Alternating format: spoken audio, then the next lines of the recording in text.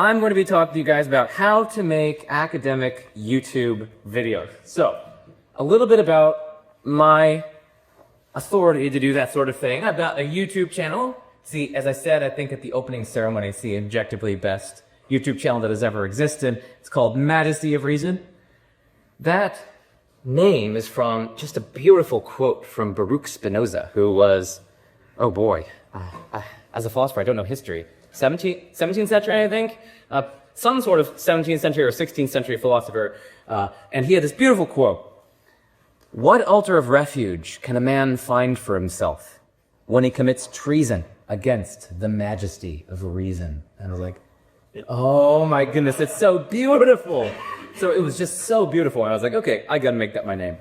So in terms of like how and when I got started, it was in COVID, so it was like a COVID baby, as it were. I started in April of 2020 when Purdue sent us home from undergrad.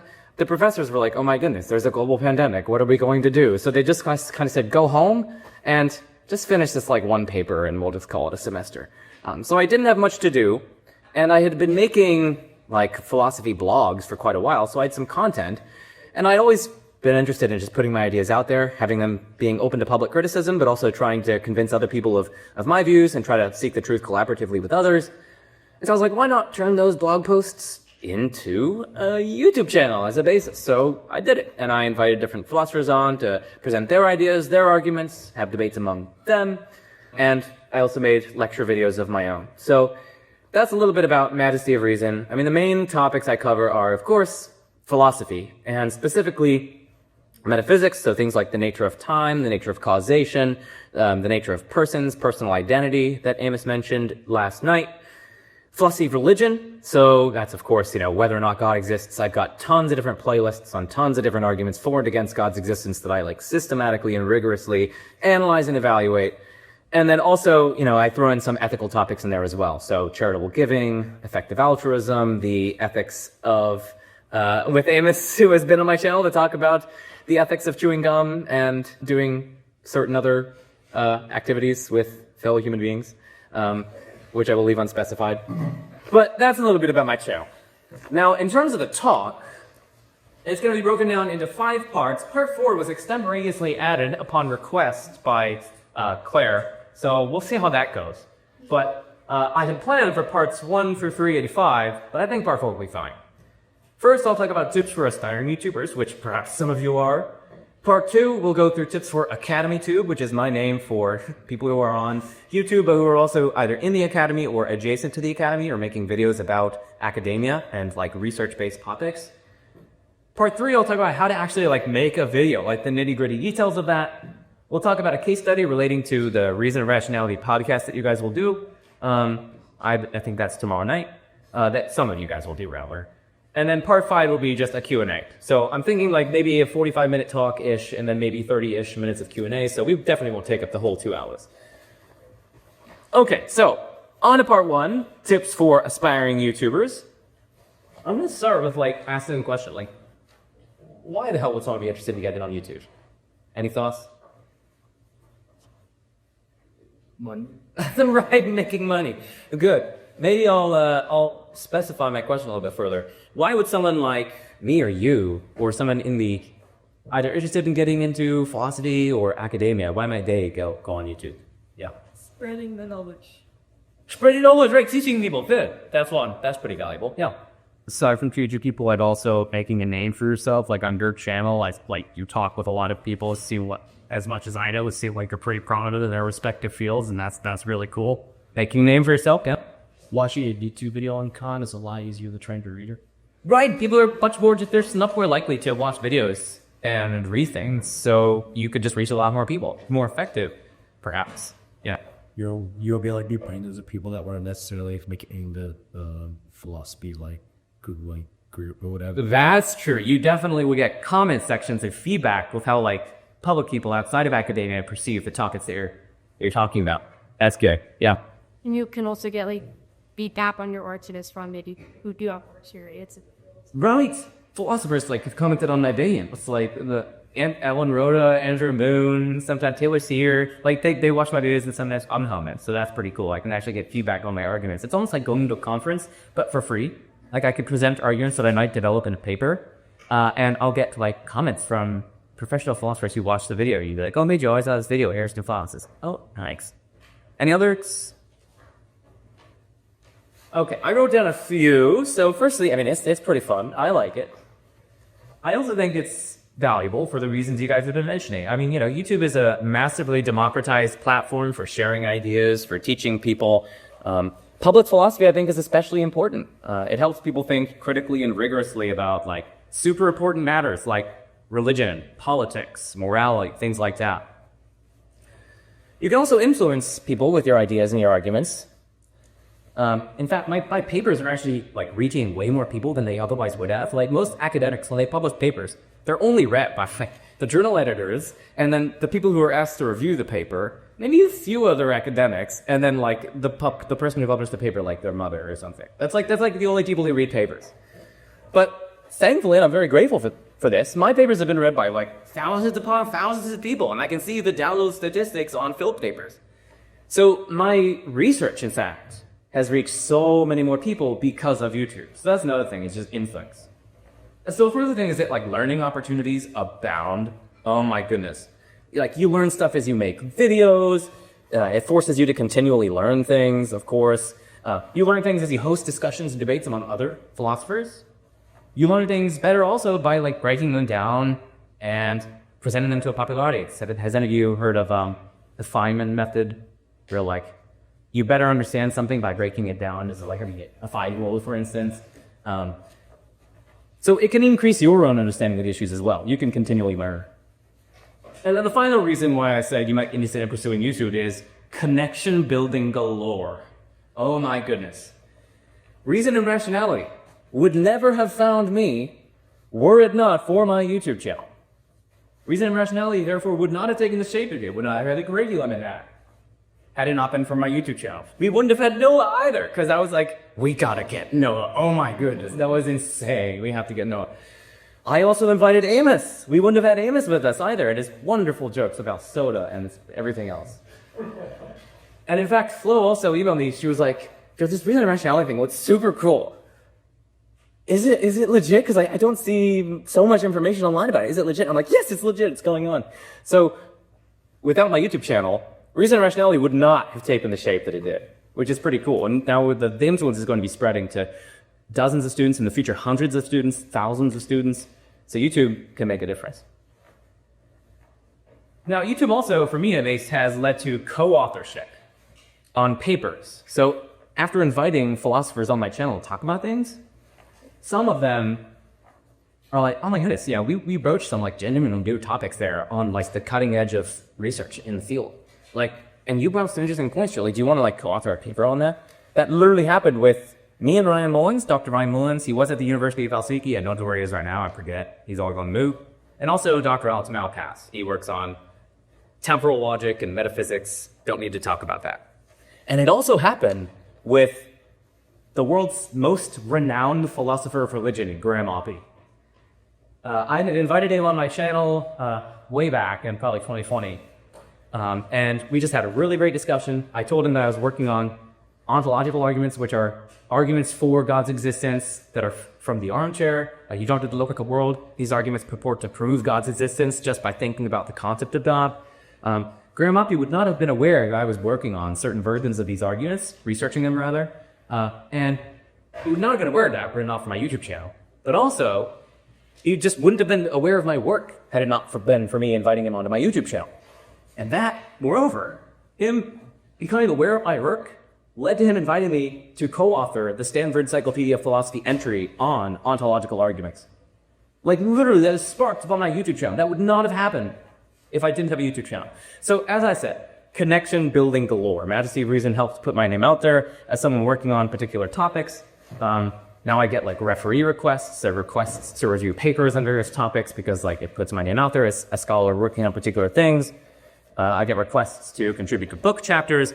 My college is just that, like, there are ample reasons to do things like podcasts and YouTube videos and whatnot. In addition to being fun, in addition to helping people, it can help you build connections. So that's just some stuff about why you might be interested in making a YouTube channel or something like that, starting a blog, etc. Now, I do have some tips for getting started. I do have like 9 tips that I want to share with you guys. So the first tip, don't worry what other people will think or say. Haven't you heard the spotlight effect? What is it? It's like Oh yeah. No, you can. You start. you think that somebody's looking at you, but good parts might be missed. Exactly. Sounds like if like a group of people, we all one thing, then you're more likely to be on the same thing other than like the other thing. Oh, I think that's another effect. You're right that that's like a studied psychological phenomenon, but I think the spotlight effect is more of what we heard in the first answer. But yeah, exactly. The spotlight effect, we sort of often walk through life thinking that like everyone's eyes are on us, and that everyone notices everything about us, but it's just not the case. Everyone else is absorbed in their own lives, and they're probably not thinking about us at all. So if you didn't recognize that you succumb to the spotlight effect and just recognize that like people don't care that much about what you're doing, let's be honest, that can help you get over the worry about what other people will say or think. So, like, if you think it's going to be embarrassing or scary or awkward to start a YouTube video or to start a YouTube channel, the chances are that, like, at least at the beginning, like, your friends and family, like, won't even really care all that much. So I think there should be, like, a low psychological barrier to entry for you guys. Second tip. Gear does not matter at the start, except for a microphone. Okay? Your microphone needs to be good. Generally, people will happily watch or at least sit through a video that doesn't have the greatest video quality, so long as it has really good audio quality. Audio quality matters more than video quality. So you can record using my Zoom or StreamYard or your computer's inbuilt programs, or you can use an iPhone to film. I've used that to film some of my videos. But you should definitely like invest in a good microphone if you're interested in getting into this sphere. That's the second tip. The third tip is to define your goals early. So are you interested in making a YouTube channel or a podcast to teach people? Are you interested in entertainment? Are you interested in advancing a cause or a view like theism or atheism or Christianity or veganism or something like that? Are you making your YouTube channel to explore things and you just want to showcase your explorations to the world so that other people can explore things along with you? Or is it a mixture of these? You should always kind of define your goals or at least have that in mind before starting a YouTube channel. I mean, for me, it's probably a mixture. Some of my videos I'm trying to teach. Some of my videos I'm trying to advance my own cause or worldview, to try to convince other people with something. Sometimes I'm just exploring an issue. And other times I'm trying to entertain. I do have a video where, like, there's like a 10-minute segment where I just like go on a Bob Ross voice, and I like dressed up as Bob Ross, and I was doing Bayes bar diagrams, believe it or not, and I was applying them to a particular argument in the philosophy of religion. It's like, this is a happy little Bayes bar, and it was very fun. So I'm a bit of a mixture of all those in terms of my goals. And this bleeds very nicely into the fourth tip, which is to know your audience. That's just like insanely important. Are you making videos for fellow academics? That's one option. I mean, it's not the best idea, to be honest, because, I mean, you're not going to grow very much if you're just making videos for fellow academics. You're going to be at a very, very high level. And sadly, academics themselves don't have too much time for YouTube. Are you making videos for interested laypersons? That's great. But you do want to think about their level of understanding, or at least a level of understanding of laypersons to whom you're pitching your channel. Some channels are pitched like very intro level. Some are pitched very high level. Full disclosure, mine is pitched quite high level. So it's actually sometimes intimidating for people getting into philosophy for the first time. But I sort of accepted that. Like, that's my niche. Or are you pitching to students? Again, think about what level of students you're pitching your channel for. And you should adjust your tone, your pacing, your depth, etc. accordingly to your audience. So another one is just know your audience. That's a massive tip. My fifth tip is to focus on quality, but don't be a perfectionist, especially at the start. There is some conflicting advice about quality versus quantity. I'm a quality firster. I think quality is the most important rather than quantity. I think it's terrible if people look at a YouTube channel. It's just like full of like slot all over the place. And there's just like one jazz of video where you like have to scroll and find it. I think you should put like a lot of effort into each and every video, make it super high quality, so there's nothing low quality on your channel. Other people say like, no, quantity is so important because, the more videos you make, the higher the chances one of them will go viral or something. Or the more videos you make, you'll learn so many more things going along your way. But I don't know. I disagree fundamentally with that philosophy. My sixth tip is to be algorithmically minded, but don't obsess over analytics. So thumbnails, titles, etc., they do matter. They make a difference to the reach of your videos. And retention also matters. So, you want to have like a hook in the first 30 seconds. You want to have some sort of gripping idea or whatever. Like the first 30 seconds of a video are like the most important so that people don't click away. But don't obsess over analytics. I mean, it'll just stress you out. It'll make you lose interest. You'll get depressed very quickly if you focus on analytics too much. So just be like algorithmically minded. So make thumbnails that are at least attractive, make titles that are accurate firstly, but are liable to get people to click on your video. But don't obsess too much over analytics. Focus on the quality of your videos and helping people and teaching people. My seventh tip is to use your unfair advantages. Now, maybe the word unfair, maybe the word unfair is kind of the wrong word here, but wield your specific advantages. What do I mean by that? Well, think about the qualities that you have that other people can't compete with, and which you can use to propel your channel and make it so much better than other people's. My unfair advantage, for example, was that I had published several peer-reviewed philosophy papers as an undergrad, along with a self-published book. It's not the greatest book, but still okay. It's okay. It could be better, but it's still okay. But my point is that I had published as an undergrad, and that was a sort of unfair advantage. That was unique. It set me apart. And I also have, or at least had, a certain kind of energy that other people, that's sort of unique to me, that other people in the space in which I was entering didn't have. So I had certain unfair advantages, and now I continued to have, or I gained some new unfair advantages, like being a grad student at Princeton. That's an unfair advantage that lots of other content creators don't have. And so we could wield those to the benefit of your channel and to kind of give you an edge. So that's the seventh tip. Now, you don't want to be artificial or fake here, right? I mean, you'll quickly lose interest, you'll quickly burn out. But just be yourself, because you probably already do have certain unfair advantages over other people. Be yourself, be authentic in your videos, and that really helps connect with your audience. It builds loyalty, interpersonal credibility, and trust. And it also can kind of eerily build parasocial relationships. This is not fun, but that's okay. That's par for the course. Okay, the eighth tip is to be patient and be consistent. Patience and consistency are absolutely necessary for success on YouTube. You do need to upload regularly, or at least semi-regularly. When I started out, it was probably once a week. Now I know once every 2 weeks, maybe once every 12 days. But that definitely helps your channel grow. And you also need the patience to realize that you're not going to get traction for a while. It takes a long time to grow. So patience is the name of the game on YouTube. And then the ninth and final tip for this first part is engage your audience, at least at the beginning. So respond to comments. It makes people feel heard and listened to. So engage with your audience. Okay, so that ends part one, tips for aspiring YouTubers. And now on part two, we are on tips for AcademyTube. So these are tips that are distinctive to the special sphere of YouTube where people make academic videos. So the first tip here is to try to balance rigor and accessibility. The biggest challenge for people in AcademyTube is retaining nuance and rigor while keeping the content engaging and not drowning the viewer in technical stuff. Now, how do you do that? I'll turn to read. What are some ideas for that? The keys of complicated word, explain what it is.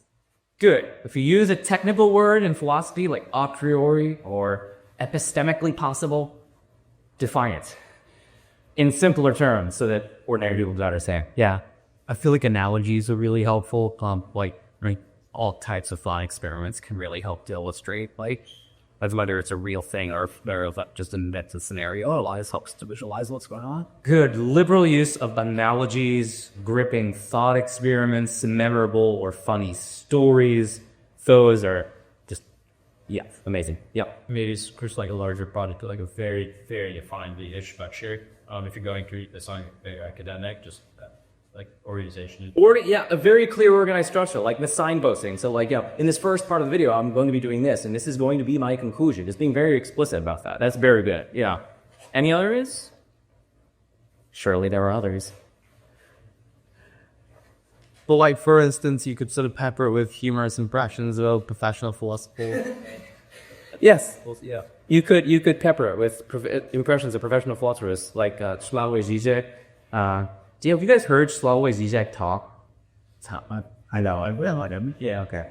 You had John. Okay. Well, he always says it. He's like ich pure capitalist ideology, right? And he always no. That's what he sounds like. And he has his S's sound like text. It's like this. It's just crazy. You should listen to Slavoj Žižek.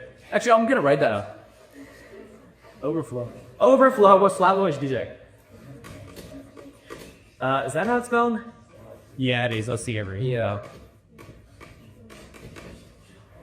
Some sort of Eastern European name. Okay. So yeah, pepper it with impressions, laying up the mood. Right, yeah. Wear cool t-shirts. Wear cool t-shirts, exactly. Yeah, I have some, well, cool ones among some people, extremely nerdy among others. Yeah, okay, those are all good suggestions. The things I wrote down, like don't assume too much background knowledge in your audience, avoid excessive jargon, which bear dog. You would strongly advise like not shying away from technicalities and like rigor, because that's what can set you apart. Like that's what can make you a super high quality channel. But the key when you're doing that is to break down that rigor so that people can understand it. I'll talk about some ways to do that later on. Another one is to grading, right? Yeah. Okay. Grading was also kind of getting at this, I think. When what you were saying is like stick to one major idea for a video, like have it be pretty focused. Yeah. Instead of like trying to cover a whole field of philosophy. That's also another thing that's pretty good because it avoids information overflow. I wrote down one the Harry kit on, use stories, thought experiments, analogies. Think like a teacher. Like think what would be confusing to like, a high schooler or a first year undergrad studying philosophy. Let's see.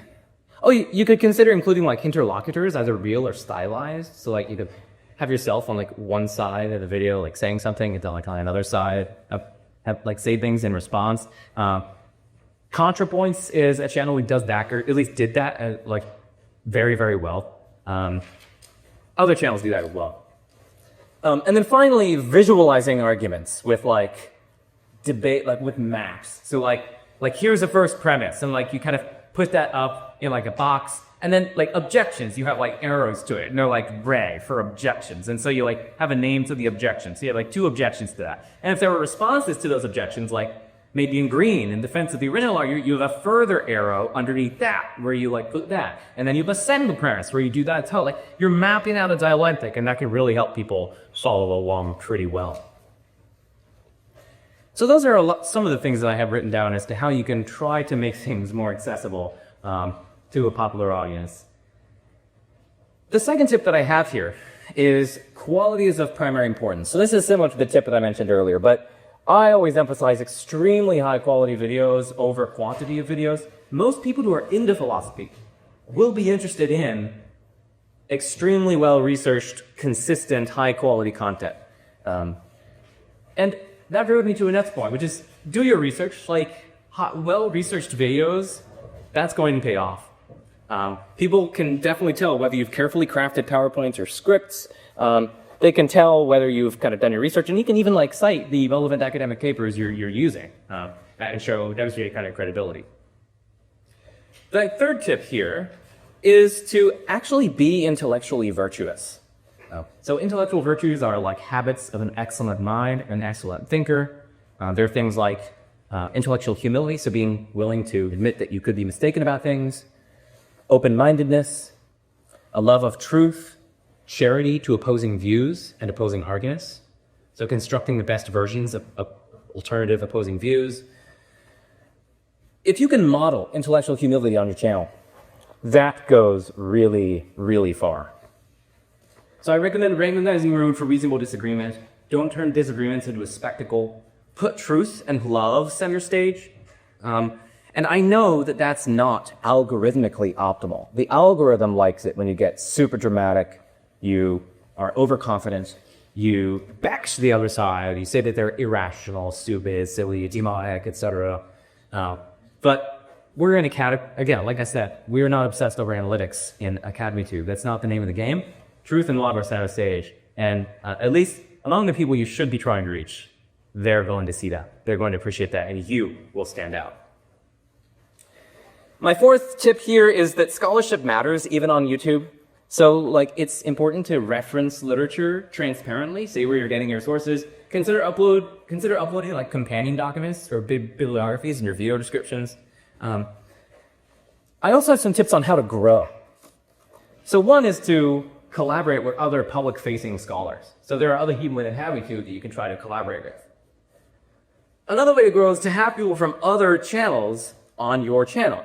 This overlaps with that, but some of them might not necessarily be in the academy. So you can also just get popularizers on your channel as well. And they'll promote your video on their platform. They might literally re-upload your video on their channel. That'll definitely increase your reach. You could have on quote-unquote high-profile guests. One of whom is Slavoj Zizek, but others include like Richard Swinburne, Graham Oppie, just like high-profile philosophers who a lot of people know and who already have a large reach and a large following online. And then also see if you can find ways to go on other people's channels, either to be interviewed or for collaborations. Those are all extremely good ways to grow. The sixth tip I have here is just concerning like what kind of content to create. And this sort of depends on your goals, but at least for me, I generally recommend a mixture of lecture-style videos, discussions/debates among professional philosophers that you host, and response videos. Those are like the three musketeers of kinds of videos for AcademyTube. Lecture-style videos, discussions/debates that you host or perhaps you participate in, and then finally response videos. I mean, I can say that like discussions or debates, those are helpful because they like build connections, and your guests will usually share the video with their social circle. So they'll share it on Facebook or Twitter or whatever. Lecture style videos are helpful because it gives you your own voice and your own platform. And it also establishes your credibility. It shows that like you know how to do and teach philosophy, and you're not just like the host dude who just like sits there, you know, hey, what about this? What about that? And then finally, response videos are actually really good for the algorithm because the algorithm usually, when someone watches a video, the algorithm is like designed to at least bias towards putting out a response, like as the next recommendation, a response to that video that someone made. At least if you make the response video relatively close to the time that the original video was posted. And it's also awesome to bring in your own research or like touch on interesting topics that others aren't covering. You kind of want to provide something that others aren't providing. It's like carving out your niche.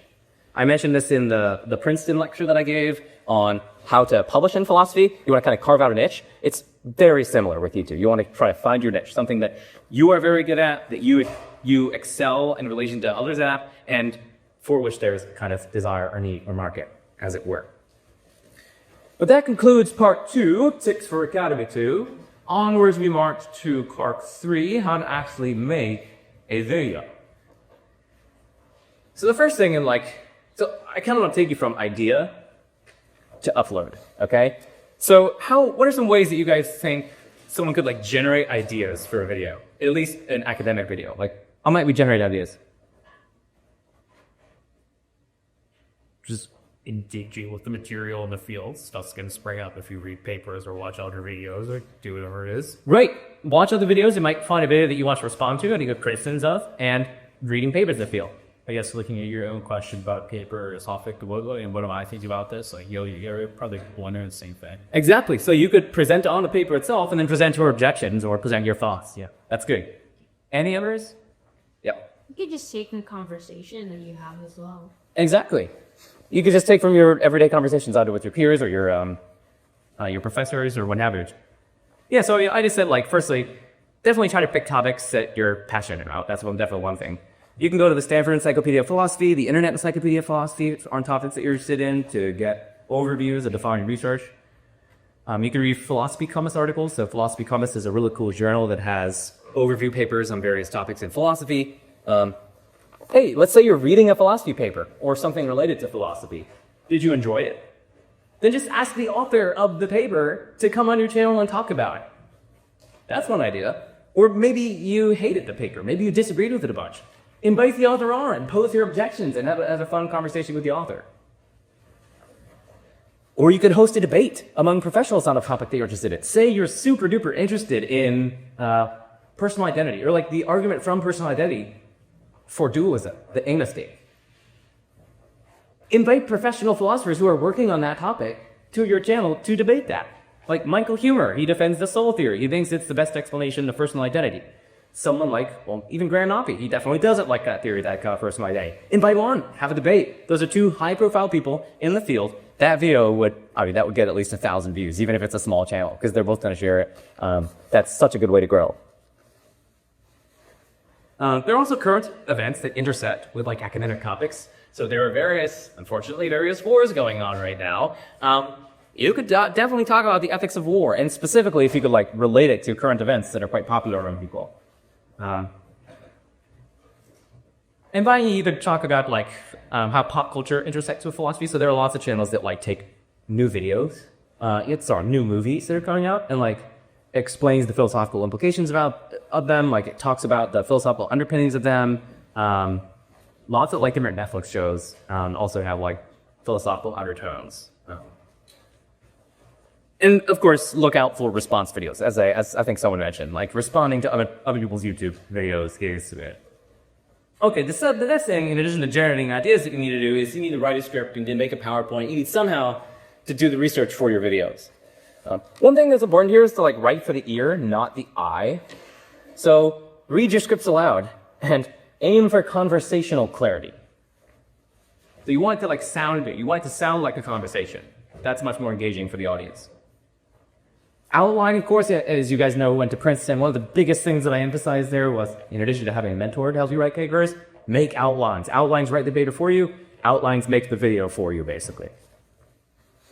You definitely want to align visuals, of course, with your spoken content. So if you're talking about the ethics of war, you probably don't want to have kittens on the screen the whole time. You might want to have like explosions or exploding kittens. Exploding kittens. Yes, that's a good one. It's a bad one. And then also, put jokes in, often lewd ones, or slightly offensive ones, but only slightly. You need to be careful here. So I will oftentimes say, at the end of my videos, smash that like button just like I smashed your mother last night. I'll say, turn on that little bell for notifications just like your mother is turned on by me. And stuff. I genuinely say that at the end of my video. But this is definitely reason rationality appropriate. Yeah. He does this on his Majesty of Reason trademark videos, not Reason Rationality. This is true. I said that insofar as I'm in the capacity of a Majesty of Reason person. No. Okay. So the next thing I want to cover is recording. How to do that? Well, you definitely want to have like a cool intro and outro.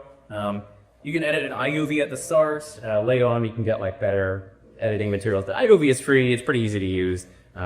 Use visuals. You can get like stock animations, on-screen graphics. You can develop also like a narrative or persona for your YouTube channel. Are you like the curious explainer? Are you like a rigorous critic? Are you the ironic commentator, kind of like Amos over here? And finally, you can just analyze AcademyTube creators that you admire. Like what works for them? What videos of theirs are the best?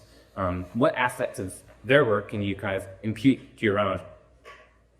Uploading next. So, now that we've talked a little bit about recording, you can get, as you go on, as you make some money, perhaps get some patrons. You can use the patron income to buy higher quality video or higher quality cameras. Use those to record. Once you've done all that, you need to upload. So I would advise in terms of uploading, uploading is pretty self-explanatory, but in terms of tips relating to that, make playlists which group your videos by so you can recommend to people a playlist. So when people are like getting into philosophy and they're like, yo, like, what do I do? I know you got a bunch of videos in this. I'll be like, I have like doing philosophy playlists where I explain what philosophy is, how to do it well, what are the intellectual virtues, how to analyze the arguments, and then all different things like that. You definitely want to like pick a visual or tonal aesthetic and like stay consistent, like use that throughout. Maybe pick like a color or a brand. I mean, you're almost making like a brand for your YouTube channel. And that would make it look more professional.